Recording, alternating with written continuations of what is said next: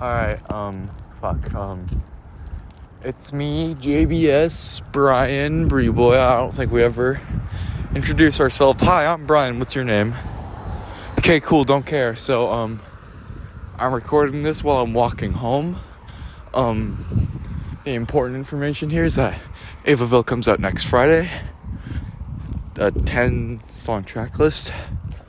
And if y'all don't give a shit to listen to me speak for a little bit, that's all you really need to know. Y'all can fuck off for all I care, but just kind of wanted to have like a little chat as I walk home with y'all about the project and about everything with it, really. So I have been making this project since July, and like early July. I first thought of the song Climb, which was the first song I put out for it, by listening to a song by Quedeca called Sisyphus. That was a great song, and if that song never came out, Avaville would have never happened. I'm not saying that the whole album sounds like that song, far from it. I tried to make sure to have a decent bit of variety with how everything sounds, how everything meshes together, how everything kind of runs through. So yeah, that was how it kind of started.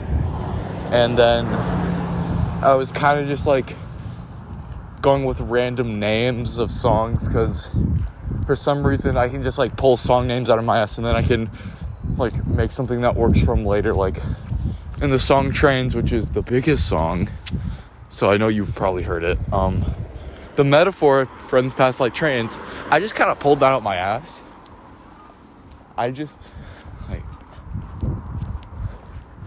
I thought of the name first for the track and then just kind of went with it. Hold on.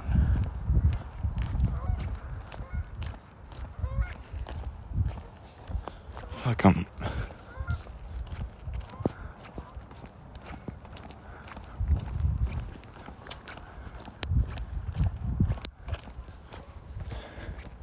I'm doing this on the walk home, and reminder, that means I'm in public right now.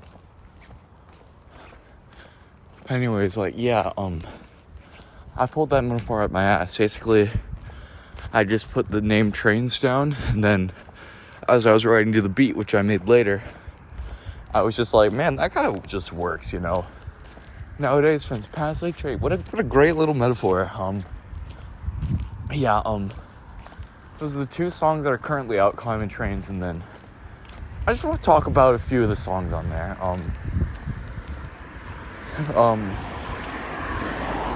Or do I? I don't fucking know. I'm just kind of like, I just want to have a conversation, but I never really like thought about what I wanted to talk about. I don't know. It's just like, yeah. Anyways, this album is very important to me, both in terms of musically, because it's my first project, but also mentally, because this album is honestly what pulled me out of the rut I was in for so long.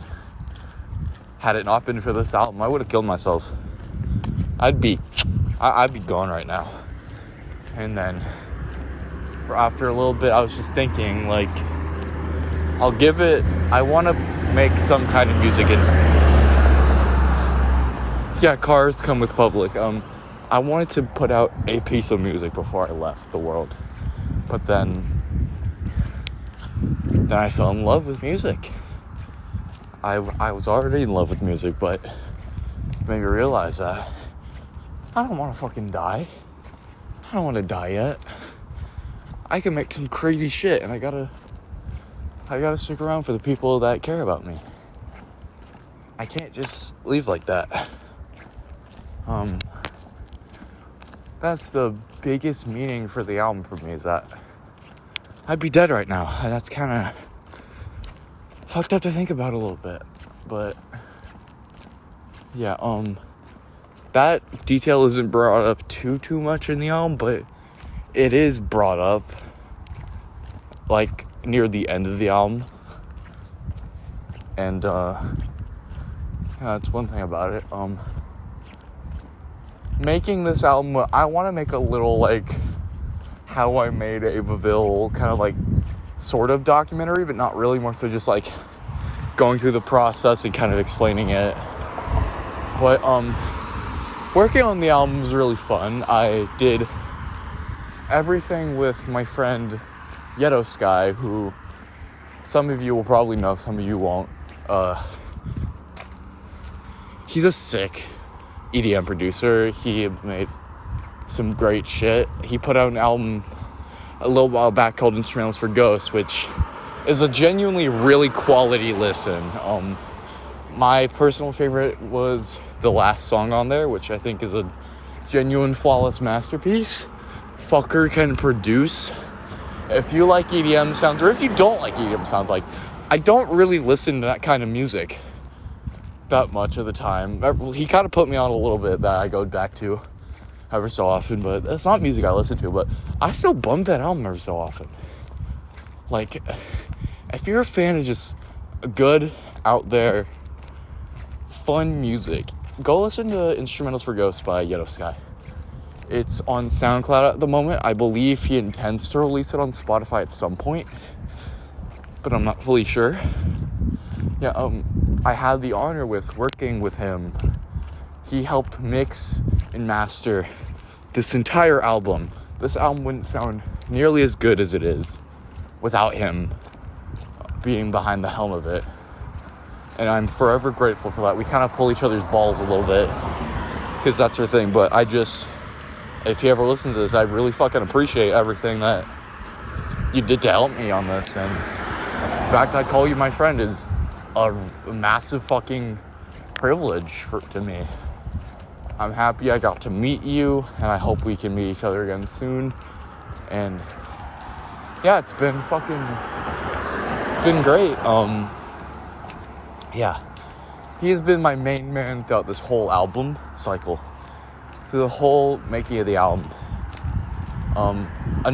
Since we're talking about people involved, I have to mention the OriginalTBN, which is my close friend of I want to say 5 years, almost 5 years, I think. Yeah, damn near almost 5 years. Wow. He's my homie. He is my brother, and I'll always appreciate him. We are bros, and he dropped 2 really good verses for the album. One on Maple and one on Feels Like E.T. He's done a lot for me in the past and continues to do a lot for me nowadays, and I always try to return that favor whenever I can. We actually recorded both songs he was in while I was spending the night at his house. It was really fun, but also really fucking draining. Because by the end of it, it was 1:30 a.m. by the time we finished. No, 2. It was 2 a.m. by the time we finished working on both songs. And then I kind of passed out on a beanbag that was outside his room. That's where I slept that night. I gotta had to quickly run across a fucking road to get to my home. But yeah,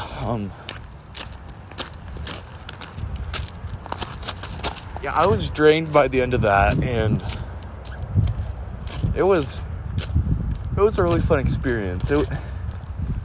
Even afterwards, I had to go back and re-record the chorus I had for Maple, which is one of the only songs on there that has a chorus.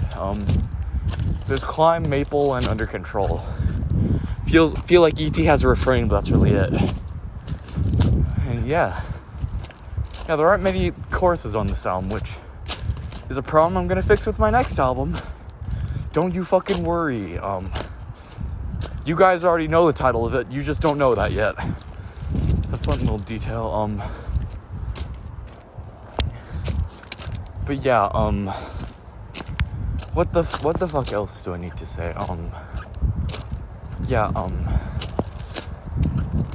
I don't mean to sound desperate, but I am desperate. I want people to hear my album. If you are able to share it around just among people you know and among just like a community you're in, I would appreciate that a lot. I know I'm not going to get a super like massive amount of ears on this album, but I want a decent amount of people to hear it. I want people to hear my art, to hear my story. And I would greatly appreciate those who share it around a lot. But yeah, that's... oh, fuck, no. I have to walk through a thorn bush. Well, not through, but I have to walk in like a small gap in a thorn bush. No, I'm not letting you guys go till I'm out of here.